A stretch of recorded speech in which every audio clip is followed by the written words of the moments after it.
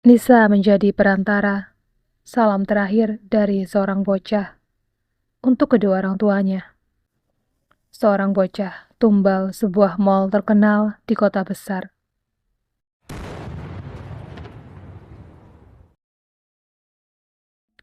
Cerita ini dialami oleh salah satu narasumber yang tidak ingin disebut nama aslinya. Kita panggil saja dia Nisa, yang bertemu bocah korban tumbal sebuah mal. Sejak kecil, Nisa memiliki kekurangan dapat melihat makhluk halus. Bahkan ketika masih TK, dia memiliki seorang teman gaib bernama Winda. Nisa baru sadar kalau Winda adalah makhluk halus setelah lulus dari TK. Sejak saat itu, Nisa mulai berhati-hati terhadap setiap orang yang dia temui. Terkadang, dia menemukan makhluk halus yang berbaur dengan manusia, normal di tengah keramaian. Beberapa dari mereka dapat Nisa kenali sebagai makhluk halus, tapi sebagian lain tidak. Beberapa makhluk halus benar-benar mirip seperti orang normal. Beberapa dari mereka berwajah pucat dan pandangannya kosong. Namun tidak jarang juga, sosok-sosok itu muncul dengan keadaan terburuknya. Apalagi mereka yang menjadi korban tumbal, salah satunya seorang bocah yang dikorbankan demi sebuah mal. Nisa lebih memilih menghindar ketika berpapasan dengan makhluk yang berbeda frekuensi dengannya. Terkadang, makhluk-makhluk itu mengeluarkan bau yang mengganggu dan aura yang mendatangkan kesedihan atau rasa was-was. Menurutnya, makhluk gaib yang jahat memiliki aroma amis darah yang sangat kuat dan bau busuk yang merebak. Ketika mencium aroma ini di tempat umum, Nisa memilih menjauh. Selain tidak menyukai kehadiran mereka, satu hal lain yang Nisa tidak suka adalah sosok-sosok itu mengajaknya berbicara dan bahkan meminta tolong. Dari sekian banyak pengalamannya, diajak bicara oleh makhluk gaib, Nisa membagikan salah satu yang paling berkesan. Kejadian ini terjadi ketika dia masih kuliah semester akhir dan dalam proses skripsi sambil magang di salah satu perusahaan swasta. Hari itu berjalan cukup berat. Kerja di tempat magang cukup banyak dan skripsinya tengah buntu. Dengan langkah lemas, Nisa turun dari angkutan umum. Dia harus melewati sebuah gang untuk sampai di kos. Cuaca kala itu mendung gelap, padahal pukul 5 sore belum ada. Gerimis ringan mewarnai daerah tempat tinggal Nisa.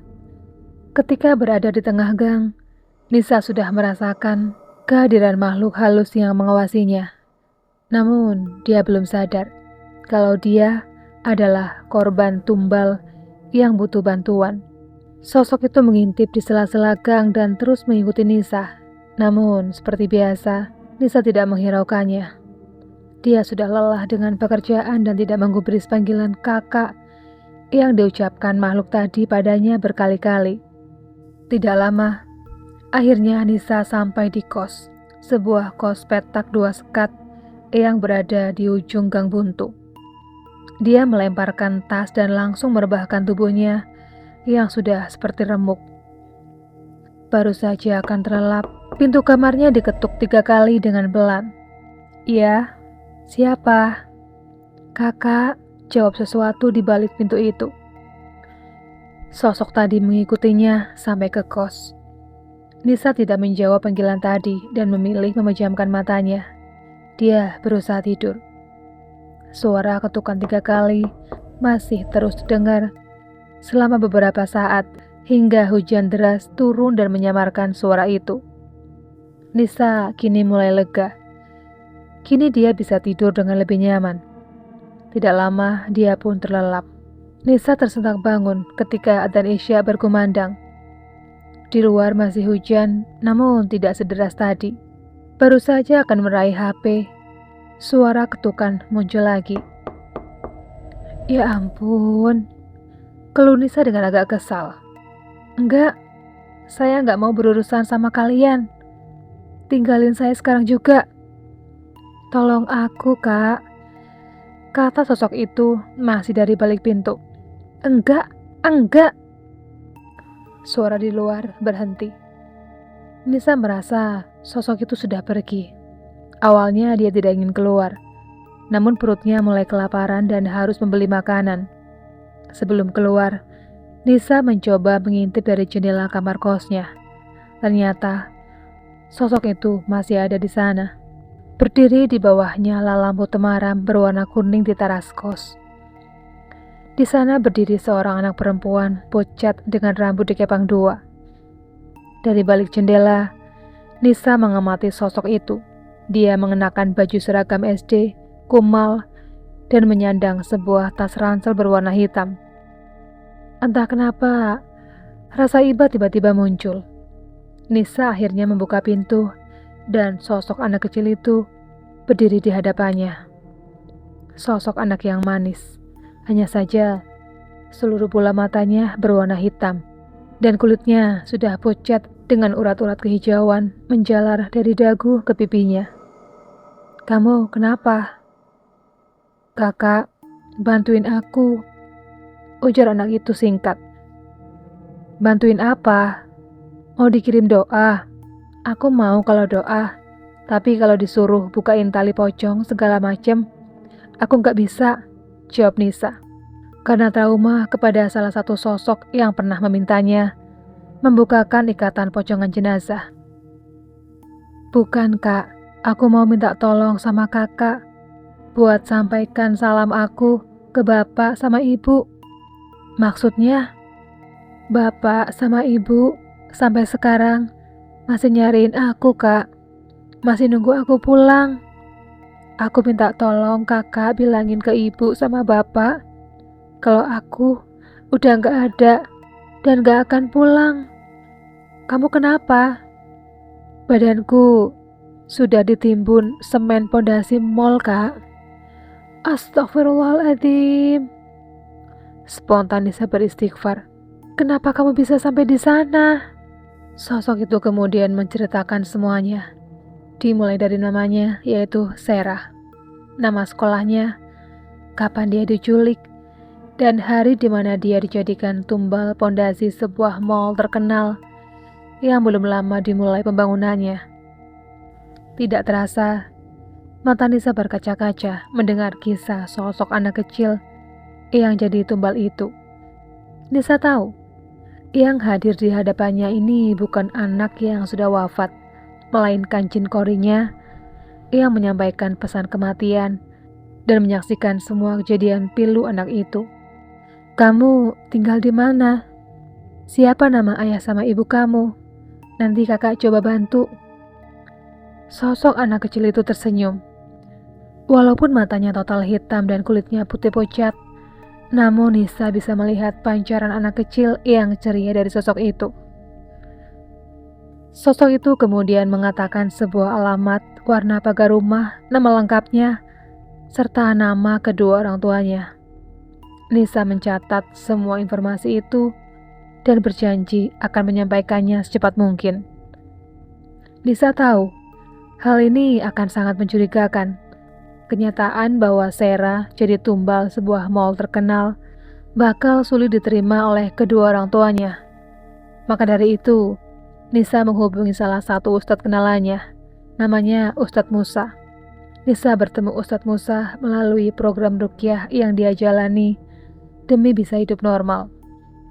Ustadz Musa sendiri sudah mengetahui kekurangan Nisa dan paham resiko yang akan dia terima jika sendirian pergi ke alamat itu.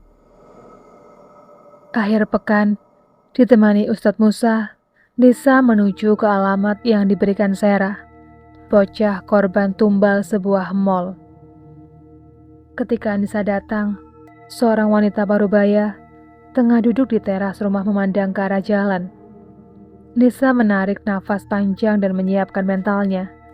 Dia melihat ke arah Ustadz Musa yang mengangguk tanda menyetujui apa yang akan Nisa lakukan. Assalamualaikum, Bu. Waalaikumsalam. Iya, Mbak. Cari siapa? Maaf, benar dengan rumah Pak Zainal dan Ibu Yuni? Iya benar, saya sendiri. Ada apa Mbak? Ibu benar punya anak namanya Sarah. Ibu Yuni langsung berdiri dari kursinya. Wajahnya seketika berubah. Iya Mbak, itu nama anak saya. Sarah ketemu Mbak. Di mana Sarah sekarang? Kata Ibu Yuni sambil menahan tangisnya. Nisa sudah hampir menjawab pertanyaan Ibu Yuni, tapi Ustadz Musa mencegahnya. Ustadz Musa bilang, iya Bu, namun sebelumnya, apa Bapak ada di rumah? Biar lebih enak juga. Ada Mas, mari masuk. Ibu Yuni bergegas membuka pagar kemudian mempersilahkan Nisa dan Ustadz Musa untuk masuk. Pak, ada tamu Pak. Sarah udah ketemu Pak. Dari dalam kamar, seorang pria parubaya keluar dengan cepat. Pak Zainal yang mengenakan peci putih bergegas menyambut Nisa dan Ustadz Musa. Sarah ketemu Bu. Mbak ini yang nemuin. Saat itu Nisa sudah hampir tidak bisa menahan air matanya. Dia akan membuat kedua orang tua Sarah kecewa setelah ini.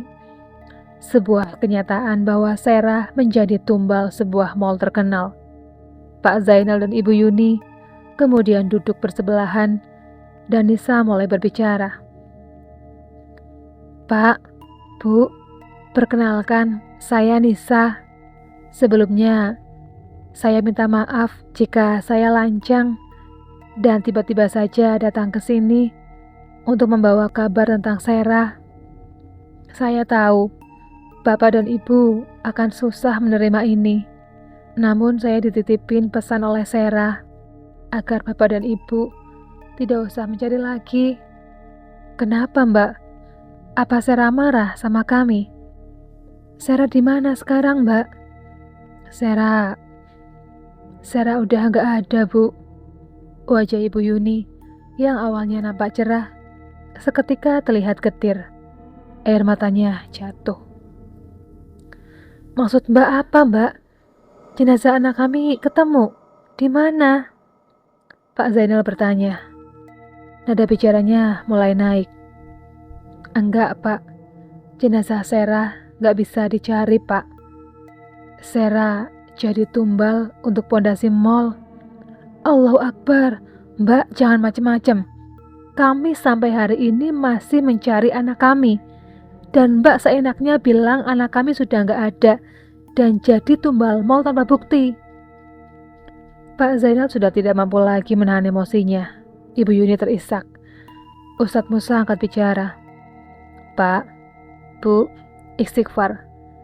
Nisa ini adalah salah satu yang diberikan Allah kekurangan untuk berinteraksi dengan makhluk gaib. Beberapa waktu lalu, Korin dari Sarah datang ke Nisa dan meminta tolong untuk menyampaikan ini. Tidak, saya tidak percaya jin atau apalah itu. Saya yakin anak saya masih hidup. Pak Zainal marah. Kala itu tiba-tiba Sarah muncul di sisi Nisa. Tentu saja hanya Nisa yang bisa melihatnya.